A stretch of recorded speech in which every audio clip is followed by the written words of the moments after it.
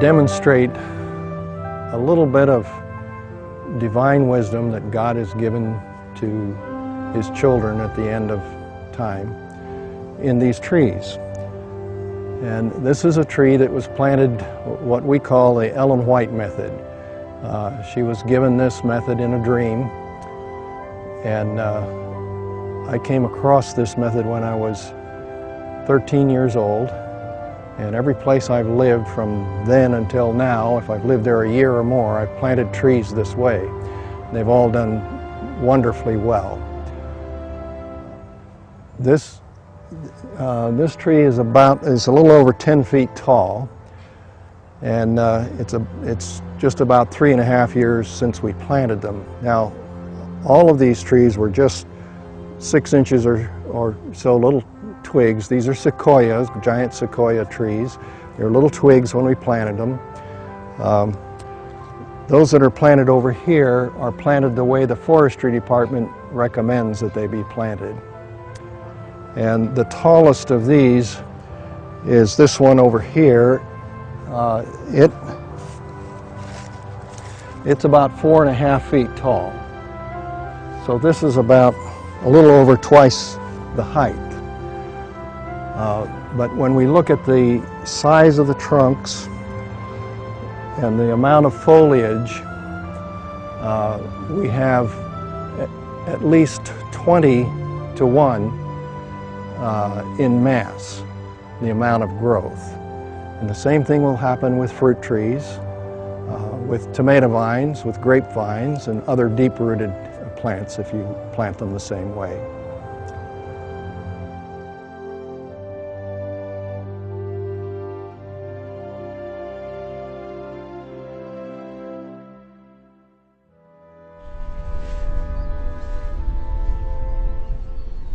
Well, we're at the nursery, and we're choosing fruit trees to plant. So when we are choosing a berry fruit tree, we want to look at several things. We want to go down to the graft and make sure that the graft is good, that we don't have. That's a good healthy graft there. We don't want scabs or dead places around it, but that's a good healthy graft, so that's what we need there. Now that is a green gauge plum. We'll make sure those roots are wet and kept wet. We don't want them ever to dry out in the sunshine or the wind, because that would damage this little tree. Let's go over here to a Santa Rosa plum tree. This tree, you see, has some bad places on it here, like this. I would not normally choose this tree, but this is the only Santa Rosa plum left, and it's alive. So we'll go ahead and buy it because we've been asked for a Santa Rosa tree. But I would rather have a healthier tree like the green gauge there. Let's go over and look at the Fuji apple trees. Okay, here we are looking at the Fuji apple trees. And again, we want to look at the graft, make sure that it's a good, strong, healthy graft. And we'll make sure that the roots have been kept wet. If they're out in the sunshine or the wind, we could damage that tree. And in this case, I like this one because it's a nice, healthy looking tree. I prefer this over the split, the one that has 2 branches on it here. But it looks like almost any of these trees in this bin would be acceptable. This one looks particularly good to me, though. So we will choose this and take that with us. There. Can I take that tree right there? Thank you. Okay, we're going to take that tree. Alrighty.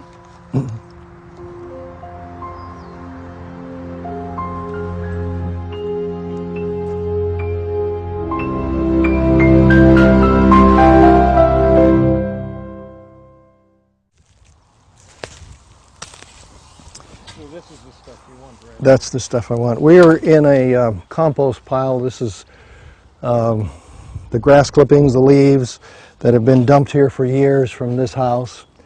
And we're fortunate to have it. It's good material there. But what we want to do is simply rake off the dry stuff from on top, and then what's underneath is beautiful compost, and that's what we want for planting that tree. It's got earthworms in it, and it'll just help our little tree grow like crazy there.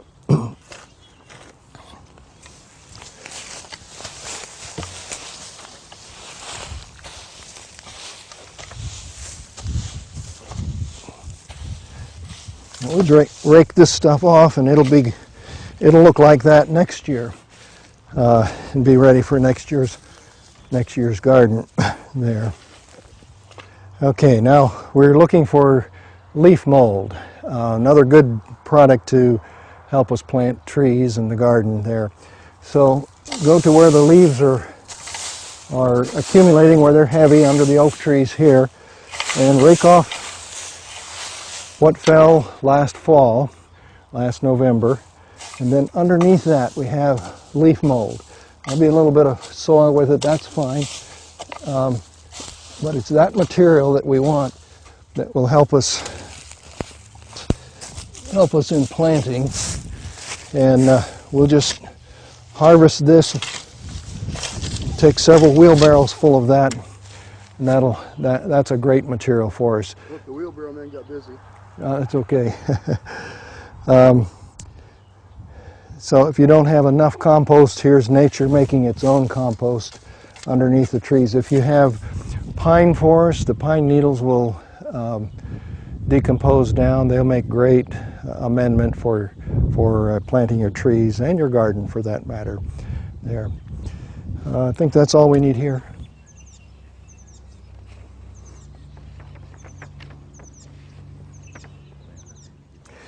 All right, now yesterday when I was digging this hole, I noticed that there was a gopher hole right here. And we know that it's active because he's come and plugged this up. So we need to unplug this. Got it pretty well plugged too. You know what, I need a spoon or some type of little digging instrument there. And we're going to use gopher wire to keep the gopher out, because the gopher will come in and he'll love to eat the roots of our little fruit tree, and very likely could kill it. If I don't get back there far enough, we will not get the bait, the poison bait for the gopher, and it'll be useless. So I need to dig this out.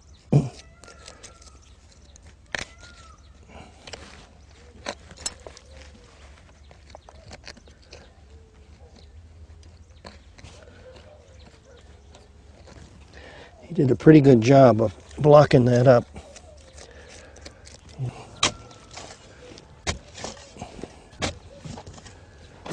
Boy, he's way back in there. Clogged it up pretty good.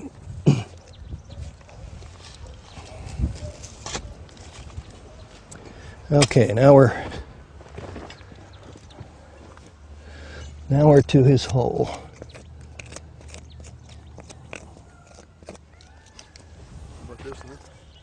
I got it now. Thank you, bud.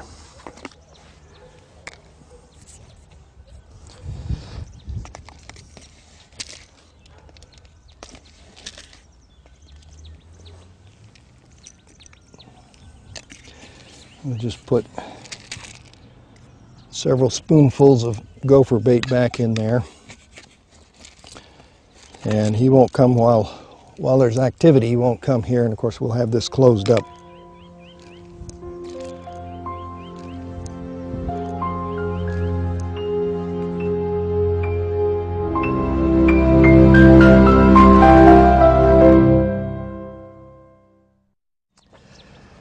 Okay, I'm reading from something that Herbert Clarence White, the grandson of Ellen G. White, wrote. He taught this way of planting for years, and I had the privilege of taking his class when I was 13 years old. Anyway, he says you start by digging a large hole. In this case, about 3 feet by 3 feet, 3 feet down and 3 feet across. We separate the subsoil from the topsoil.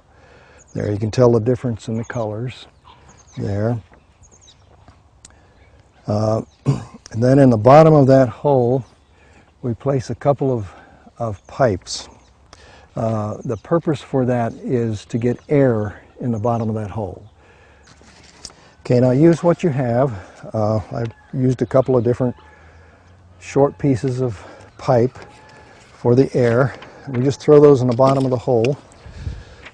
Another way to get air in the bottom of that hole is to take a gallon or so plastic rigid planting pot and just turn it upside down, and that'll get air in the bottom of the hole too. So let's just do that.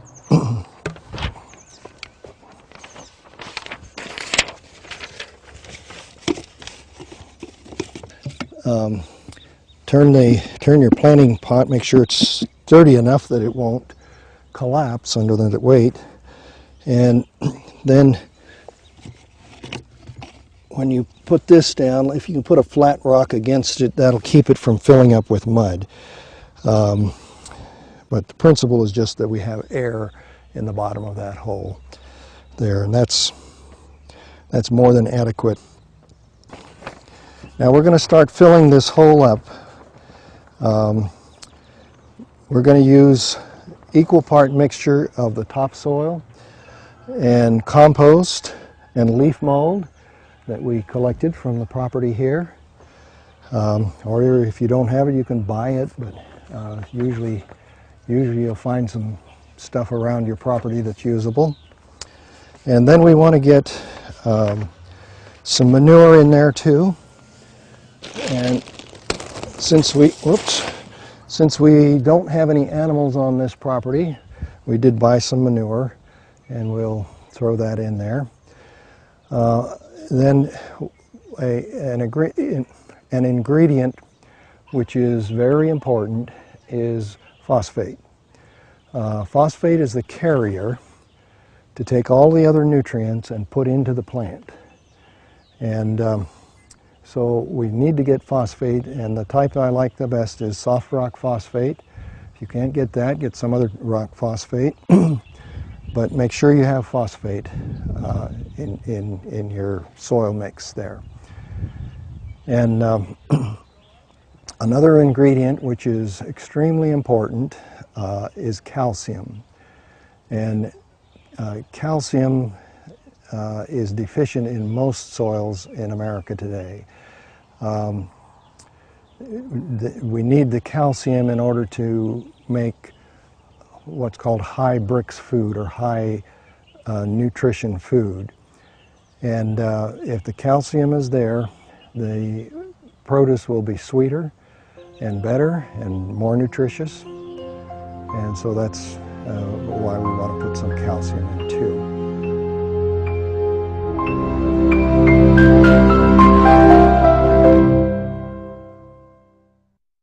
Okay, now here's our soft rock phosphate, and that's 2 cups, which is about 2 pounds. And we're going to want about 5 pounds in our mixture that goes in the bottom of the hole, and about 5 pounds that goes in the mixture on top of the hole. And you'll see that in the diagram there. But let's just mix this up.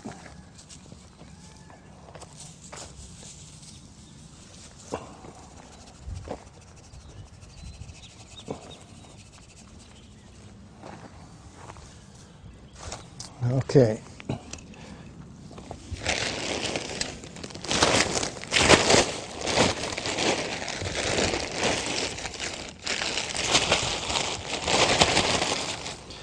Now, when Ellen White was talking about dressing, she was talking about barnyard manure and the straw that comes out.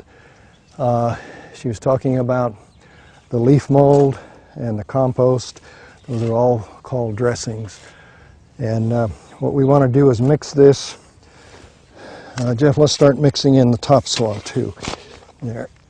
Matter of fact, let's, yes, if some of this starts falling in, it's okay. So let's take a shovel full of topsoil, and a shovel full of compost, and a shovel full of leaf mold, and we'll just keep doing that.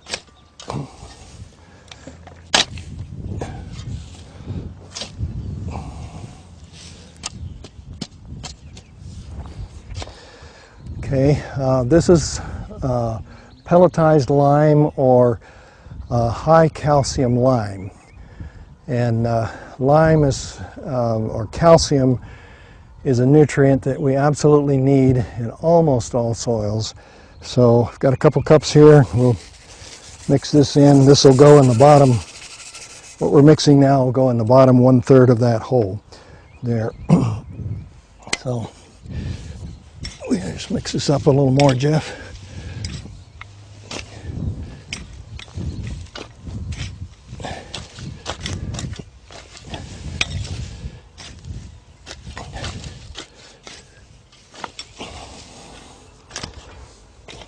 Now for the lime, you can use agricultural lime, which is dolomite lime. You can use gypsum, depending on whether you're in a dry area or wet area. You can use this high calcium lime that I just put on. If you're in a wet area, the dolomite lime is usually better to use. Because in wet areas your soil tends to be acidic, and so that will tend to neutralize it. If you're in a dry area, then you probably want to use the pelletized lime or gypsum, which will not change your pH in the soil there. Okay, I think we should start filling that hole, and I'm going to, for micronutrients in the soil, we're going to use some kelp meal. Now, if you don't have everything that I'm showing you today, don't put off planting your trees. You can add the kelp meal later. I'll also use some ocean water. If you don't have ocean water, don't let it stop you from planting the trees. You do need the phosphate and some calcium, and then whatever organic materials that you have available that you can get. But please use what you have and get the trees in the ground, because you can supplement, you can feed them afterwards. Matter of fact, you should feed them regularly, at least once a year there.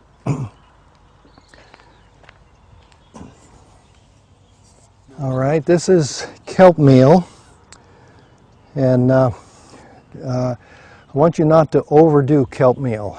It's like salt, might be necessary. We put it on because it has many micronutrients.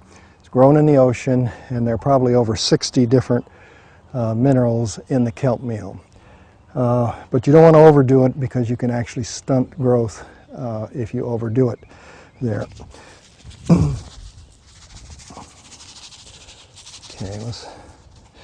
Okay, that's about a half a cup full. Now, the place to get this is not the garden store.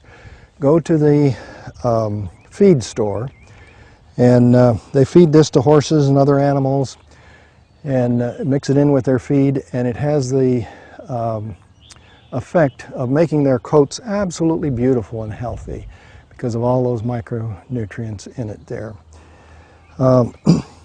Now, again, if you don't have this available, don't let it hold up planting. I'm going to show you another place to get micronutrients.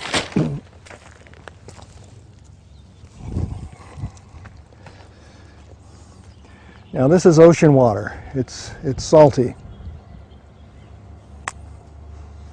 You wouldn't want to drink it. This is Pacific Ocean water. Doesn't matter which ocean it comes out of, the Pacific, the Atlantic, the Indian Ocean, the Antarctic, Arctic. Ocean water is all the same, identical consistency, one element as to another. And every element that is in the atomic chart that you studied as in chemistry in high school, is in ocean water with the exception of some of the gases. So there would be about 90 different elements in this quart of ocean water. So, and all was in the same identical balance. And if you don't live close to an ocean, but you can get it out of the Dead Sea, it'll have the same consistency. If you get it out of the Great Salt Lake, it's the same. Those two bodies, the Dead Sea and the Great Salt Lake, have less water and more solids than the oceans do. But the consistency or the percentages of one to the other are absolutely identical. Interesting fact is that if you were to analyze human blood, that ocean water and human blood are almost identical there. Now this has all the salt in it, whatever, that's okay. We're gonna go ahead and put this in here.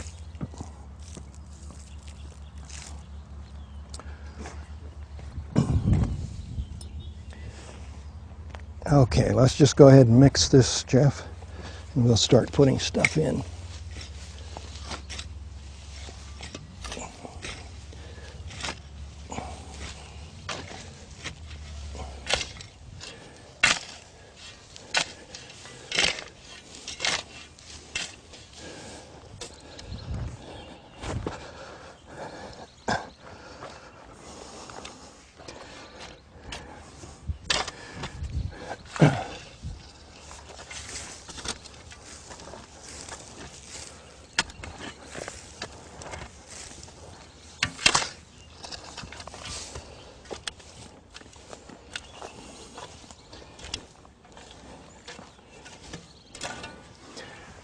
Now, what we've done so far is to mix the soil and the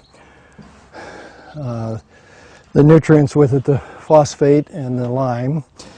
And now we fill the 1/3 bottom of this hole. So the third bottom of your planting hole is with this rich soil. We need to compact this a little bit, tramp this down enough so that we won't have excessive settling later. That's probably about enough. Okay, the next thing we're going to do here is that Ellen White talks about putting in a layer of rock. And people immediately think, well, that's for drainage. It's not. That layer of rock is to change the electrical force in the ground. Now, Ellen White did not say that, but we have discovered that since. A fellow by the name of Ian Jones did a lot of work and research on that, and we can measure the difference in the electrical current in the soil. Now plants take up nutrients with these tiny little hairline roots, and they bargain with the soil, exchanging them, and that's an electrical exchange, an ion for an ion. And so this next thing is important, and we just need a layer of rock in there. Just the rocks that I took out of that hole, we're just going to throw back in there. If you don't have rocks on your property, get several bucketfuls of gravel and you can use that instead. But anything from gravel to even softball size is just fine there.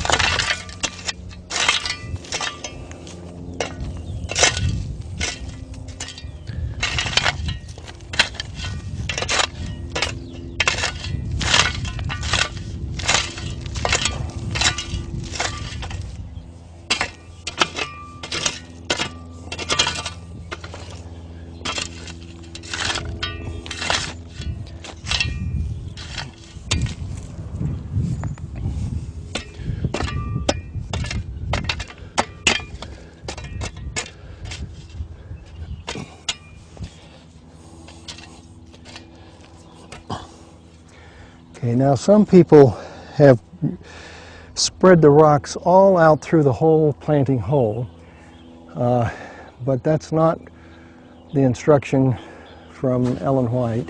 She said a layer of rock, and so I do it this way. I planted both ways. I haven't done enough of it to say that there's a difference, but she did say a layer of rock, and so that's why I've done it this way. The next thing we're going to do is to fill up the next 1/3 of that hole with just plain topsoil. No amendments in it whatsoever, just the plain topsoil. So I'll start doing that now.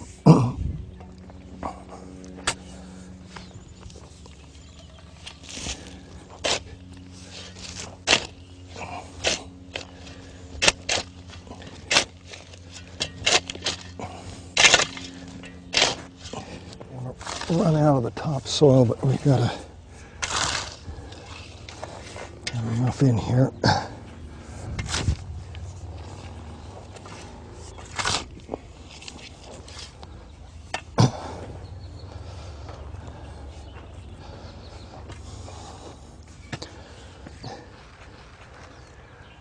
Okay, now I want to add a little bit of cottonseed meal. Again, don't buy it at the nursery. Buy it at your feed store, and it should cost you about $16 for a bag full of it. And we're using it for nitrogen. Now, if you don't have it, don't let it stop you from planting your trees, your garden. But if you do have it, then a little nitrogen here will help.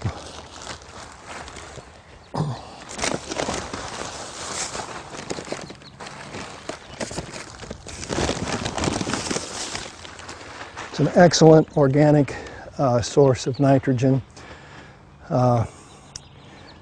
We need nitrogen, but we don't want that to be the dominant fertilizer again. We want the phosphate to be the carrier. Whenever we get nitrogen as the dominant carrier of the nutrients into the plant, we get weak, sick plants. We get plants that grow fast, a lot of leaves, a lot of stems, but we get weak, sickly plants, and we get produce that is not as healthy to eat. Okay, I have a boulder, I don't know, it might be 20 pounds or so, and we're going to put that right in the bottom of that hole. Remember, we're 2/3 of the way full now, and then as soon as we have the soil properly mixed, we'll cover that. Then we're going to take our little tree roots and we're going to spread it out over that rock, and that's for an anchor for that tree. Now, if you were planting a tree that has a taproot, a deep taproot, then dispense with this rock. It'll just get in your way. And if you don't have that rock, don't let it stop you from planting. Just go ahead and plant.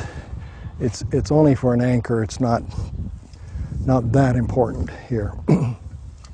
Okay, we've got our gopher basket here, and we cut the bottom out because we don't want the wire to totally encase it. But we've cut that out, and we've gone, this is 24 inches, we can sink this in the ground below the gopher's normal tunneling area. So when he comes to this wire, he's going to come up. He won't go down, he'll come to this and then he'll come up. And we need a little bit of wire on the top, because when he comes up this far, he's going to realize that to get over, he has to expose himself to maybe an owl or a hawk or a skunk or other predator, and he doesn't want to be dinner for them. If the top of the soil is the top of the basket, or gopher wire, then he'll tunnel up here. When he gets to the top of the soil, he'll walk over and go right back down. So that's why we need a little of this sticking out of the ground to make sure that he stays outside and our plant is on the inside protected there. Okay, now where did that big rock go? Let's put that in. Thanks, Jeff. Okay, let's fill this with nice, this mixture of soil that we have. Well, yes, put a couple of shovelfuls just on top of the rock here. Thank you.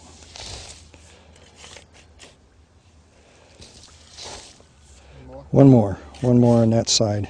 There, and we've got it. Okay, that's good. Okay, now let's take the plain topsoil, no amendments mixed with it, and we'll put it around here. Yeah.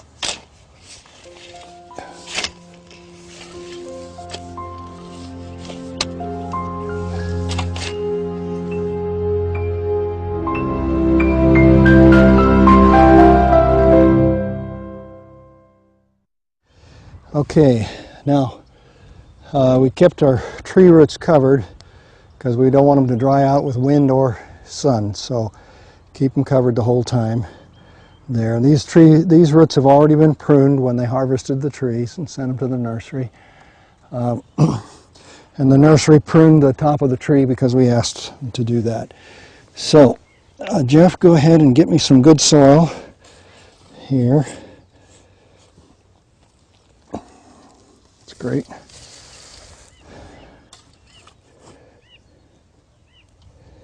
Okay.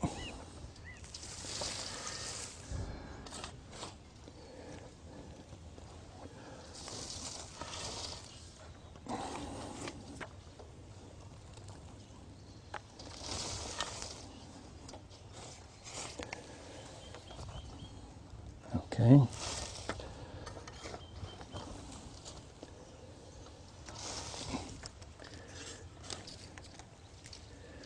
Okay, now we don't want to cover the graft.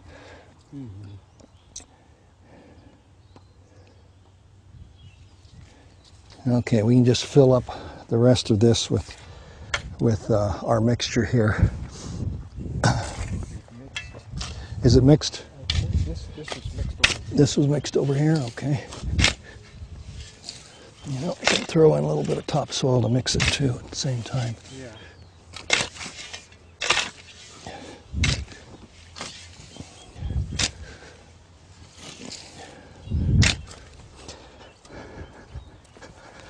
Go ahead and throw some more on there, Jeff. Yeah, go ahead and put some more on there.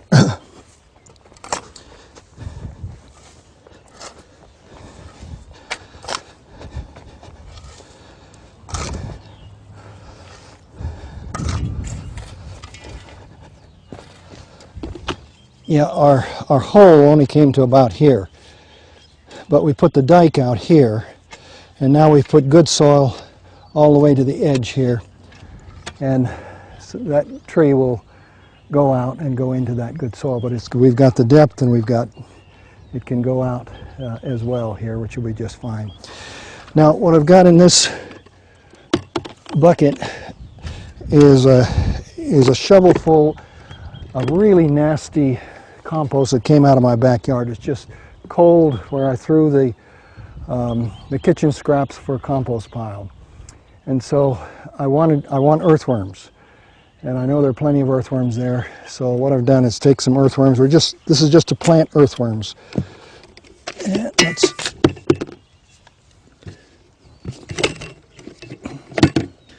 there, see these big old guys?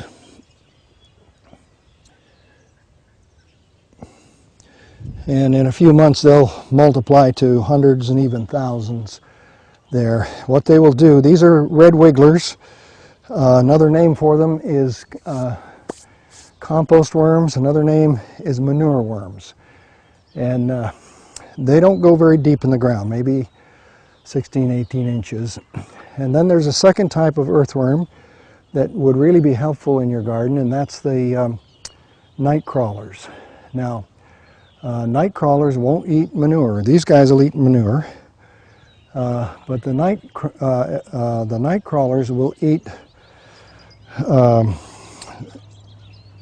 the manure that these guys leave behind. But the night crawlers will go deep into the ground. Sometimes when we're building and we're putting in a septic system or we're putting in a foundation that's deep, I've seen night crawlers way down in the soil, maybe 6, 8, even 10 feet underneath the surface. And especially in dry California, they'll go down there in the summertime. It's cooler and there's some moisture there. So they go down there and hibernate. But you can see that if you have a combination of these two worms, the earthworms on the surface, the red wigglers on the surface, they'll take down the leaf mold and the grass clippings and anything we put around this, and then the night crawlers will create that deep, they're digging your soil for you. They're actually doing a far better job than we could do. So I went down about 3 feet here. Those guys will go a lot further than that, and that'll be channels to take down moisture and nutrients, and those will be little channels that tree's roots will follow, so that it will be a much healthier tree in the long run. So between the earthworms, those two types that we have here, there are many different types of earthworms, but those two are pretty common in North America. If you don't have them on your ground naturally, find an organic gardener who will give you a handful of them, or go to a bait shop, a fishing store, and you can buy live worms in little cottage cheese cartons and bring them home and plant them there. Then if they have moisture and food and warmth, they'll multiply like crazy, and they'll hibernate. They'll go down below the frost line. But they'll do a wonderful job of tilling your soil and making your soil very rich, and providing good food for you there.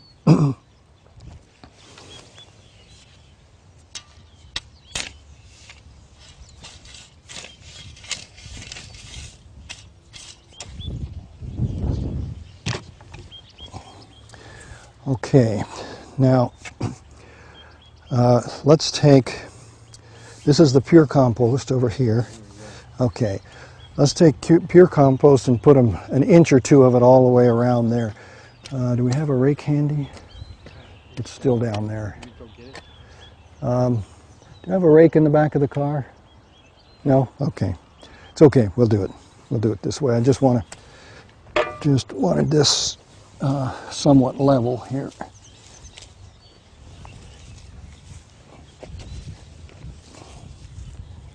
Close enough. Don't need to be that much of a perfectionist, Tom.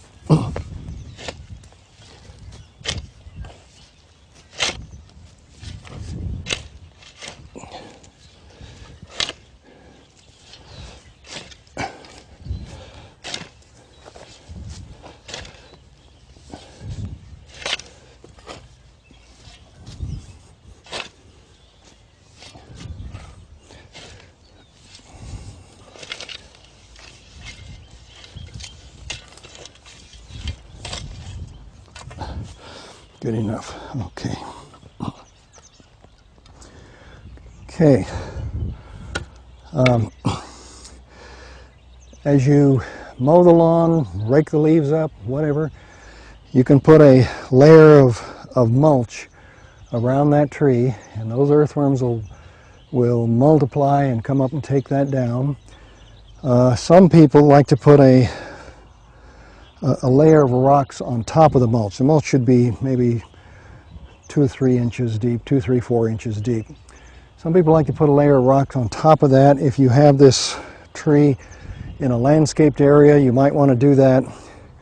If you do that, then about every 6 months, the earthworms will eat all of what's underneath that away. And you'll have to throw the rocks out, put more mulch down, and cover it up again. So when it's out in the garden like this, I don't use the rock mulch. I simply throw more mulch on top. Now that means that the top layer is almost always dry, and the earthworms won't take down what's dry.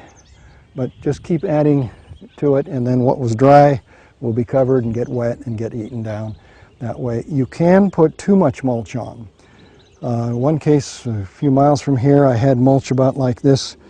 A landscape gardener was dropping his grass clippings for me, and this was on eucalyptus trees. And I began to lose eucalyptus trees, pretty good sized ones, maybe that big, and some of them were 15, 20 feet tall. I began to lose them, and so I dug down to find out what was happening. And here I was watering these things like crazy, and the water was all running off because the mulch kept the water from going down. So if you see a problem in the garden, go look at it. See what you're looking at. Dig down there and see what you can find. You'll often find the problem and be able to correct it there. Okay, this is something that might save your tree. Just take a big can and cut it. Take the top and the bottom out of it and cut it. Then we'll put it around the trunk of the tree.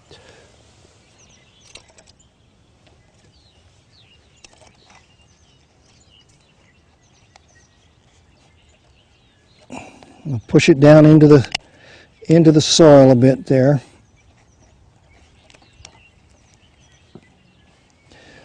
Okay, now what that is for is so that mice won't get into the trunk, or even worms, cutworms, and eat the bark around your tree and kill that tree. So in this case we've got a gopher cage, so it's less necessary, but in some cases you're going to want to put some type of a can around it, some type of a protection. It doesn't have to be a can, it could be plastic even. But you want that protection so that the tree does not die. Another thing we haven't talked about much here is that we do have a dike around, and that's so that when we water, there's a place to hold the water. We're on the side of a hill, and if we just came out here and watered this, the surface would get wet, and then it would start running down over the side, and people would think, you'd think, well, I've watered enough, water's running down the driveway.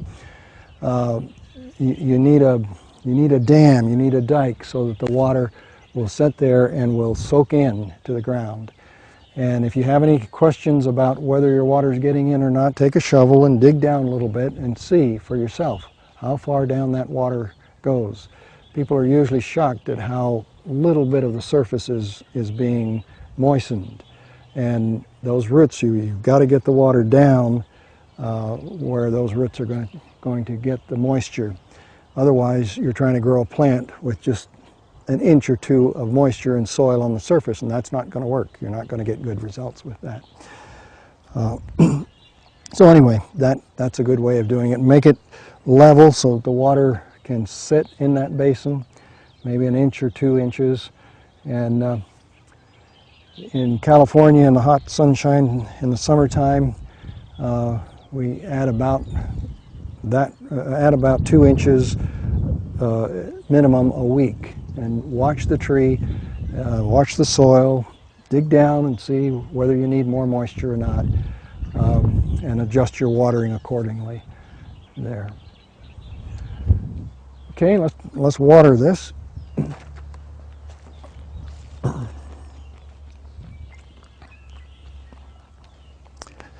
Yeah, let's just go ahead and pour it on here.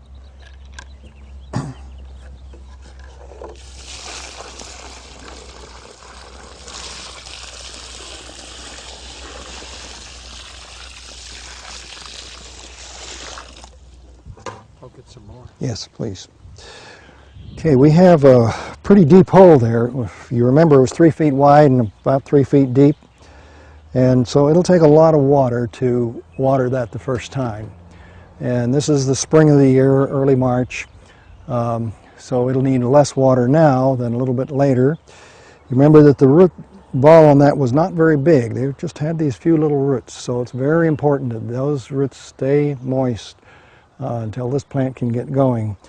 And if this were in my own yard, I would want it watered daily until it really takes hold. There, you can overwater. You can kill a tree, you can kill a plant easily by having too much water, and that floods it. So again, take your shovel and just dig down occasionally and look at what the moisture looks like there. And see what you're looking at. You have a problem anywhere in the garden, take your shovel and go down and see what the problem is. Too much water, not enough water. Usually in California it's not enough water, but I've seen people kill trees too with too much water there. We probably should put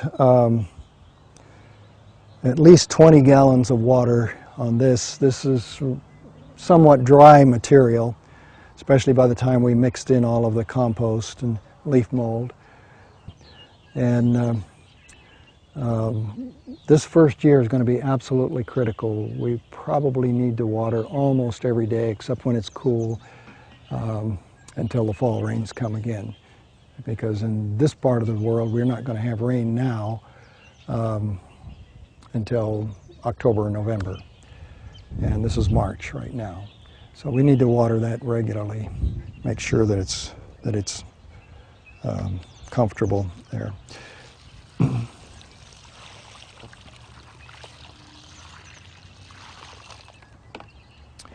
Okay, that's about 15 gallons, and let's do that one more time, Jeff, and then we'll call that enough for today.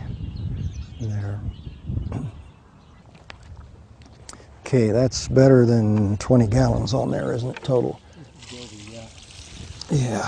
What do you think, Jeff? Think we got enough on there? I think so. I think so. Yeah.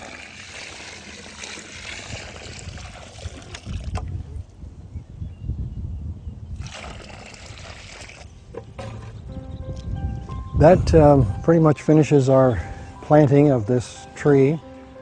Thank you. And if this seems too complicated, just try it on one little tree. You'll see an absolute miracle in your garden. And remember that this is not my wisdom or some master gardener's wisdom. This was given as divine wisdom to God's church for the end of time. So use it and you'll get great results. Thank you.